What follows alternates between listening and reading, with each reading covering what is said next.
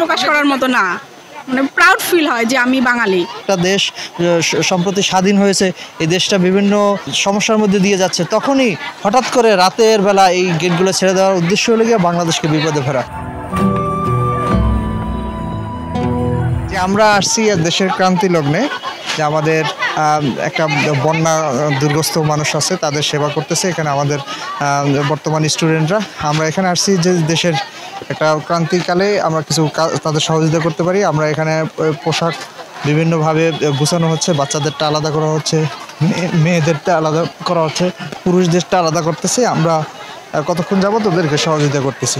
আমরা আসছি সহ উদ্যোগেই যে ছুটি পাইলাম যে আমরা দেখি টিএসসিতে এদের বাচ্চাদের সহযোগিতা করতে পারি না। আমার সাথে আমার ওয়াইফও আসছে, দুইজনে আমরা চিন্তা করলাম যে কাজে সহযোগিতা করি।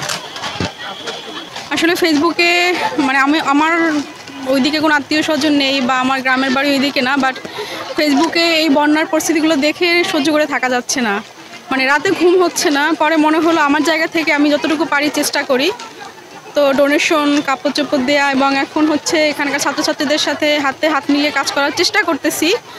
আল্লাহ ভরসা, ইনশাল্লাহ আমরা এই সংকটকালীন সময় কাটিয়ে উঠতে পারবো। সবাই সাহায্য করুন, আপনার জায়গা থেকে যতটুকু পারেন, যেভাবে পারেন সাহায্য করুন। আমাদের দেশের খুব খারাপ একটা সময় যাচ্ছে, ইনশাল্লাহ আমরা সবাই সাহায্য করলে এই বিপদ থেকে বন্যা দুর্গত এলাকার মানুষজন মানে রেহাই পাবে এবং তাদের কষ্ট কিছুটা হলেও লাঘব হবে। আশা করি লাশের পরিমাণও কমে আসবে আমাদের যদি সবার প্রচেষ্টা থাকে।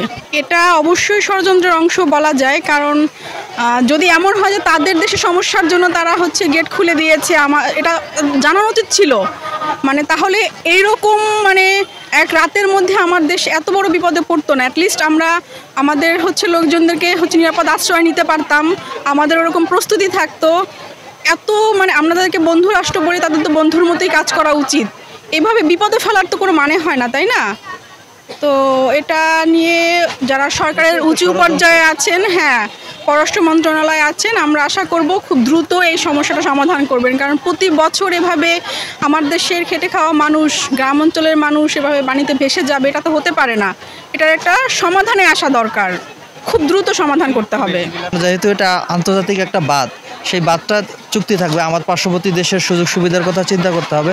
আমাদের একটা তারা চাইলে গেটগুলো আস্তে আস্তে অল্প অল্প করে খুলে দিতে পারতো, যাতে আমাদের পানিটা নেমে যাওয়ারও সুযোগ পেত। তো একসাথে সবগুলা গেট খুলে দেওয়া মানে একটা পরিকল্পিতভাবে বাংলাদেশকে বিপদে ফেলার উদ্দেশ্য। যেহেতু একটা দেশ সম্প্রতি স্বাধীন হয়েছে, এই দেশটা বিভিন্ন সমস্যার মধ্যে দিয়ে যাচ্ছে, তখনই হঠাৎ করে রাতের বেলা এই গেটগুলো ছেড়ে দেওয়ার উদ্দেশ্য হলে গিয়ে বাংলাদেশকে বিপদে ফেরা। এটা আন্তর্জাতিকভাবে আমরা আন্তর্জাতিক যেই আদালত আছে তাদের কাছে যাওয়া উচিত। আমাদের দেশের সরকারের কাছে আবেদন জানাবো যে তারা যাতে এই বিষয়গুলো বিচারের আওতায় আনে। চ্যালেঞ্জটাও অনেক, তবে আমাদের যেই স্বতঃস্ফূর্ততা দেখতে পাচ্ছি আমাদের সকলের মাঝে, যে আমরা সবাই ঐক্য এবং আমাদের এই ইয়াং জেনারেশন যেই পরিমাণ অ্যাক্টিভ, এরা সবাই সচেতন, এখন দেশপ্রেমিক, সবাই দেশপ্রেমিক, দেশের জন্য সবাই চাইলেই জীবন দিতে পারবে এমন অবস্থা। সেই ক্ষেত্রে এই চ্যালেঞ্জও আমরা ইনশাল্লাহ কাটাই উঠতে পারবো। আমরা সবাই যেহেতু এক হই, আমরা এখান থেকে এই বিপদ থেকে আমরা উদ্ধার হতে পারবো।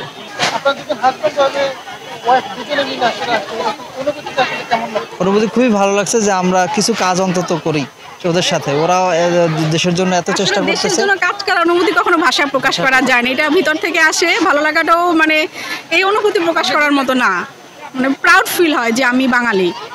সংবাদ, ফিচার ও অনুষ্ঠানের জন্য ভিজিট করুন সংবাদ প্রকাশের ওয়েবসাইট এবং যুক্ত থাকুন ফেসবুক পেজ ও ইউটিউব চ্যানেলের সঙ্গে।